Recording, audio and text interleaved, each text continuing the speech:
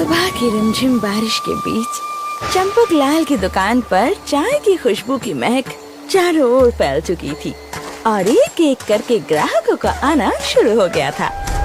आहा चाचा, मौसम एकदम मस्त है। एक चाय लगाओ ना कड़क, तब तक मैं ये अखबार पढ़ लेता हूँ। हाँ?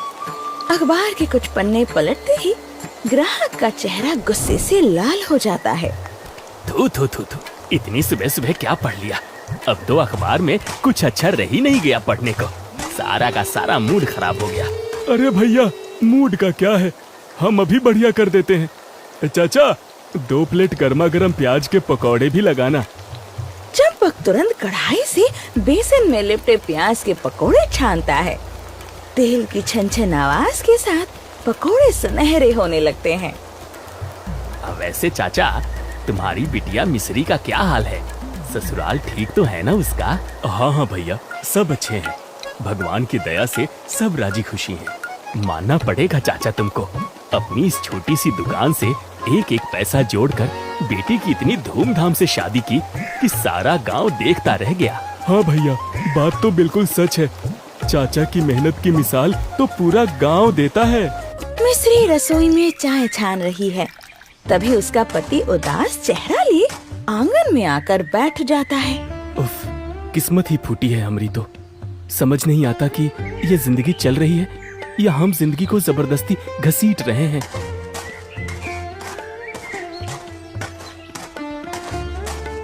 क्या हुआ जी, सब ठीक तो है ना? अरे क्या खाक कुछ ठीक है। मन करता है अपनी किस्मत पत्थर पर दे मारूं।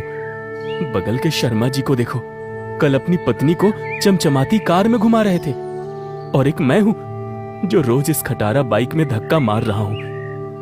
अरे सच कहूँ मिश्री, तो मैं तुम्हारे लिए कुछ नहीं कर पा रहा। अरे तो क्या हुआ, आज नहीं तो कल हमारे पास भी गाड़ी आ ही जाएगी। आप मेहनत जो कर रहे हैं। अरे भाग्यवान, शर्मा को वो गाड़ी मेहनत से नहीं अपने ससुराल से मिली है, पर मेरी किस्मत कहाँ। हमारी तो ख्वाहिश थी कि तुम्हें कार में घुमाए, लेकिन क्या करें, बिजनेस शुरू करने के लिए जो 50,000 रुपए कम पड़ रहे हैं, उस वजह से बात नहीं बन रही। तो आप बैंक से लोन के लिए बात क्यों नहीं करते हैं? बैंक वाले? अरे वो तो चप्पल घिसवा देंगे। काश कहीं से कुछ मदद मिल जाती तो मेरी मिश्री रानी आज राज करती राज। गुलकंद की बातों पे मिश्री तो परेशान हो जाती है, क्योंकि गुलकंद का असली निशाना अपने ससुर की जेब पे था। अगले दिन जब चंपक लाल अपनी दुकान लगा रहे होते हैं, तभी साहूकार का गुंडा कट्टा सिंह हाथ में डंडा लहराते हुए वहाँ धमकते हैं। अरे ओ चंपकलाल, तारीख याद है या भूल गया रे? बिल्ला सेठ ने अपने ब्याज का पैसा लेने भेजा है, निकाल जल्दी। कट्टा भैया, अब पाए लगी। मैं भला सेठ जी का पैसा कैसे भूल सकता हूँ? ये रहे पूरे 5,000 रुपए। हाँ, लेकिन ज्यादा डेढ़ शाना मत बन। पूरे एक दिन लेट है तू। इस बार तो बच गया, पर अगली बार अगर एक दिन भी लेट हुआ ना, तो ये दुकान सेठ के नाम हो जाएगी, समझा क्या? कट्टा सिंह जेब में पैसे डालकर जैसे ही मुड़ता है, तभी चंपक की नजर इसी तरफ आ रहे मिश्री और गुलकंद पर पड़ती है। अरे मिश्री बिटिया, हमारी बिटिया आ गई। प्रणाम बाबूजी, कैसे हैं आप? हम ठीक हैं। तुम और दामाद जी, आप लोग सब कुशल मंगल है ना? प्रणाम ससुर जी। वो मिश्री को आपकी याद आ रही थी, तो बस आ गए आपके दर्शन करने। बहुत अच्छा किया। चलो चलो, तुम दोनों सीधे घर जाओ, मैं बस दुकान समेट कर आता हूँ। दामिनी घर पर ही है, तुमको देखकर वो तो फूली नहीं समाएगी। ठीक है, चलो मिश्री। मिश्री और गुलकंद जैसे ही गली में पहुँचते हैं, पड़ोस की मंजरी भाभी उत्सुकता से उन्हें घेर लेती हैं। अरे मिश्री, कैसी हो? मैं ठीक हूँ भाभी। अरे ये तो दामाद बाबू हैं। शादी के बस एक ही महीने में तुम्हारे हाथ का खाकर ये तो ककड़ी से कलिंगर बन गए हैं। जी मंजरी भाभी है, इनके यहाँ मैं बचपन से आती जाती हूँ। हाँ, तो अब आना जाना छोड़ दो। अरे आप तो रिसिया गए दामाद राम। भाभी तो मजाक कर रही थी। नहीं नहीं, हम तो सच बोल रहे थे। मिश्री चलो भी, अम्मा से नहीं मिलना। कुछ देर बाद चंपक लाल मिठाई और पकौड़े लेकर घर लौटते हैं। अम्मा, बाबूजी आ गए हैं। आइए बाबूजी, बैठिए। कहिए, कैसा चल रहा है आपका धंधा पानी? सब ठीक चल रहा बिटवा। दामिनी, दामाद जी को मेरे हाथ के बने खास पकौड़े तो खिलाओ। पकौड़े की प्लेट सामने आते ही गुलकंद अपनी जरूरतों का रोना रोने बैठ जाता है। बाबूजी, पकौड़े तो बहुत बढ़िया हैं, पर क्या करें, हमारे गले से नीचे नहीं उतर रहे। अरे जब भी सोचता हूँ कि एक गाड़ी के बिना समाज में मेरी कोई इज्जत नहीं रह गई है, तो भूख प्यास सब उड़ जाती है। अजी, खाने के वक्त ये सब बातें मत करिए ना। अरे बात कैसे छोड़ दे मिश्री, अब ससुर जी हमारे अपने हैं, वो बस 50,000 की बात अटकी है, वरना मेरा बिजनेस आसमान छू लेता। गुलकंद के बात के बीच ही चंपकलाल जोर जोर से खांसने लगता है। दामिनी उन्हें पानी का ग्लास देकर उनका माथा छूती है। अरे बाप रे, आपको तो बहुत तेज बुखार है जी। अरे कुछ नहीं, ये तो बस बदलते मौसम का असर है। नहीं बाबूजी, अब आप कुछ दिन आराम करेंगे, दुकान पर बिल्कुल नहीं जाएंगे। पर बिटिया, अगर मैं दुकान पर नहीं जाऊंगा तो घर कैसे चलेगा? वही तो, ये काम पर नहीं जाएंगे तो मेरा पैसा कहाँ से आएगा? आप चिंता क्यों करते हैं बाबूजी, ये है ना, अब से ये जाएंगे दुकान पर। क्या मैं जाऊंगा दुकान पर? और नहीं तो क्या, आपको तो दुकान चलाने का कितना अनुभव है, आप देख लीजिए ना। अरे मना मत कर पगले, क्या पता अगर मैं कुछ दिन ससुर की दुकान चलाऊं तो खुश होकर वो मुझे 4-5 लाख रुपए यूं ही दे दे। हाँ हाँ हाँ, क्यों नहीं। अब ससुर जी, आप बिल्कुल चिंता मत कीजिए, कल सुबह ही आपकी दुकान का सारा माल मैं साफ कर दूंगा। अब मेरा मतलब है बेच दूंगा। अगले दिन सुबह ही गुलकंद अपने ससुर की दुकान पर बैठ जाता है। भगोने में चाय उबल रही थी और रोज के फिक्स ग्राहक दुकान पर आ बैठ चुके थे। वाह भाई वाह, चाचा को तो हीरा दामाद मिला है। ससुर जी बीमार क्या हुए, इन्होंने खुद दुकान संभाल ली। बिल्कुल ठीक बात है। दामाद बाबू, जरा लगाओ ना 2 गिलास, एकदम कड़क अदरक और इलायची कूट के। गुलकंद चाय छानकर उनके सामने रखता है। चाय का पहला घूंट लेते ही ग्राहक का मुंह अजीब सा बन जाता है। थू थू थू थू थू। क्या हुआ भैया, आज अखबार में फिर कुछ खराब पढ़ लिया क्या? अरे नहीं भाई, आज अखबार नहीं, ये चाय ही थू है। दामाद बाबू, ये चाय पिलाई है या खौलता पानी है? अरे इसमें तो दूध ही नहीं है। अरे चाचा, अब इतनी महंगाई के जमाने में क्या आप 5 रुपए में प्योर भैंस का दूध पियोगे हैं? अरे इसमें तो रत्ती भर भी स्वाद नहीं है। अच्छा, तो एक काम करो, ऊपर से थोड़ा चाट मसाला डाल लो, एकदम चटपटा स्वाद आएगा। ए बाबू, ऐसी चाय पियेंगे ना तो आज ही ऊपर निकल जाएंगे। हाँ, तो वैसे भी उम्र ही हो गई है तुम्हारी, एक आध दिन ज्यादा जीकर क्या कर लोगे हैं? ग्राहक गुस्से में बड़बड़ाते हुए बिना पैसे दिए दुकान से उठकर चले जाते हैं। गुलकंद जैसे तैसे घिसट घिसट कर अपने ससुर की दुकान चला रहा था।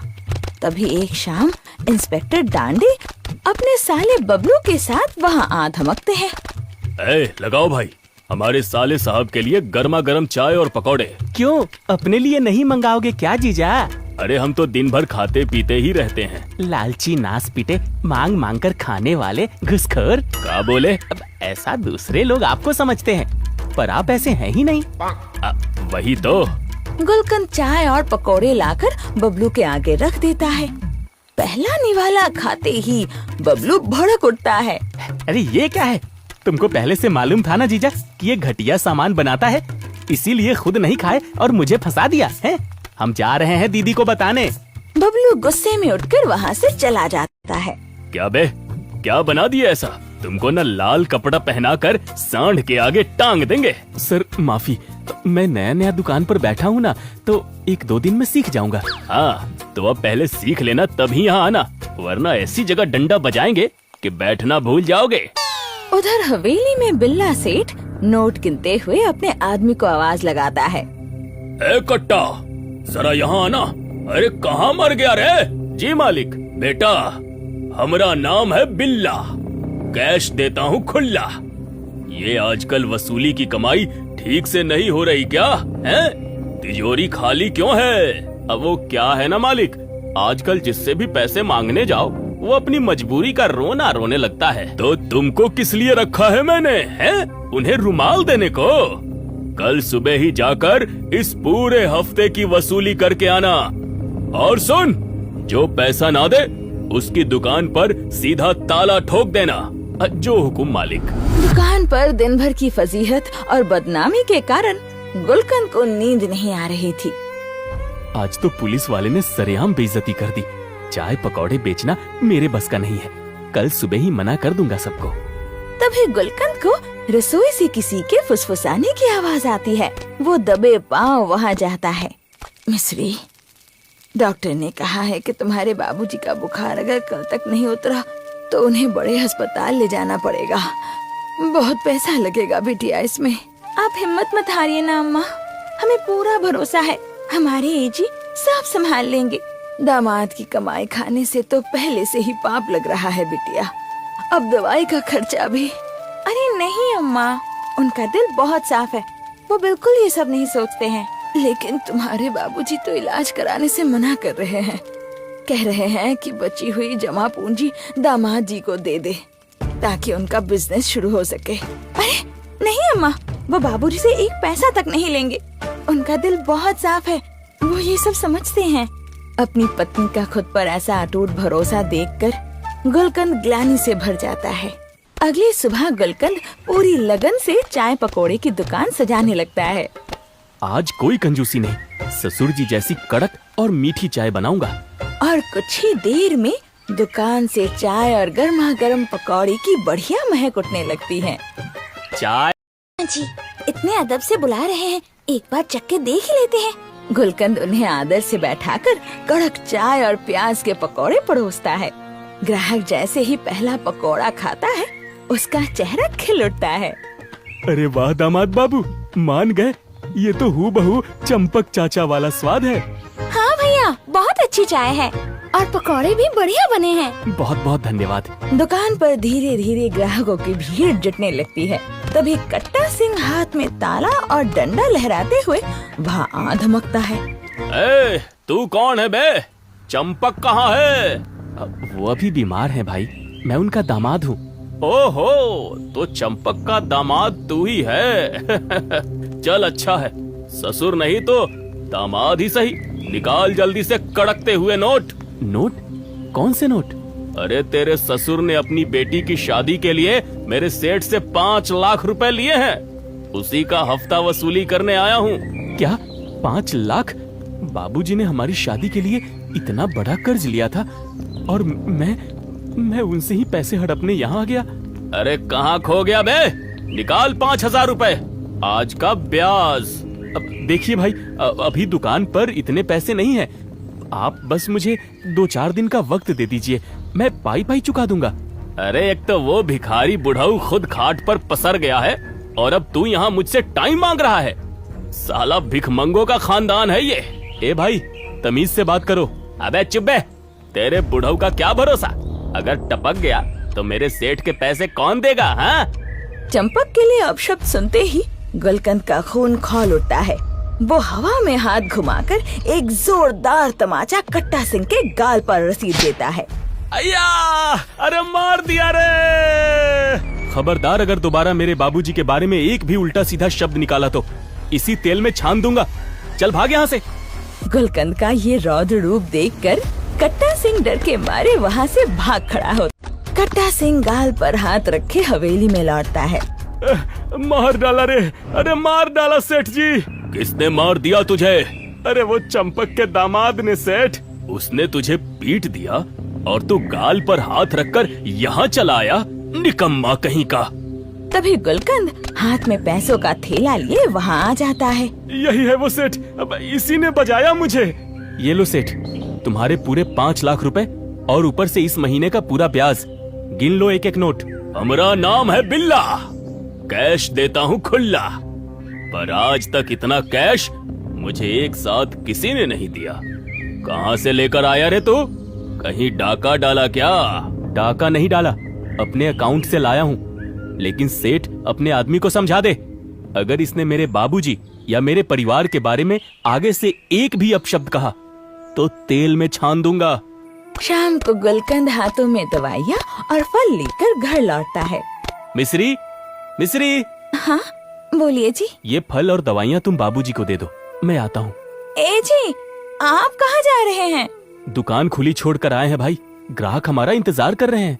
ए जी, आप इतनी जल्दी में कहाँ जा रहे हैं? अरे दुकान खुली छोड़ कर आए हैं, शाम का वक्त है, ग्राहक दुकान पर हमारा इंतजार कर रहे होंगे। अच्छा सुनिए, देखिए ना, बाहर फिर से मौसम बदली जैसा हो रहा है। लगता है शाम को जोरदार बारिश होगी। हाँ, मौसम तो बड़ा सुहाना है। तो फिर क्या, शाम को दुकान बढ़ाते समय घर आते वक्त आप मेरे लिए और अम्मा बाबूजी के लिए भी गर्मा गर्म पकौड़े ले आइएगा। हम सब आज आपके हाथ के बने कड़क चाय और पकौड़े खाना चाहते हैं। जैसा आप कहें सरकार। और इस तरह बारिश की ये नई फुहार चंपक के पूरे परिवार के जीवन में खुशियों का नया सवेरा ले आती है। तो दोस्तों, कहानी यही समाप्त होती है। अब जल्दी से बताइए, चंपक की दुकान पर किस सब्जी के पकौड़े बनते हैं? देखते हैं सही जवाब किसका आता है।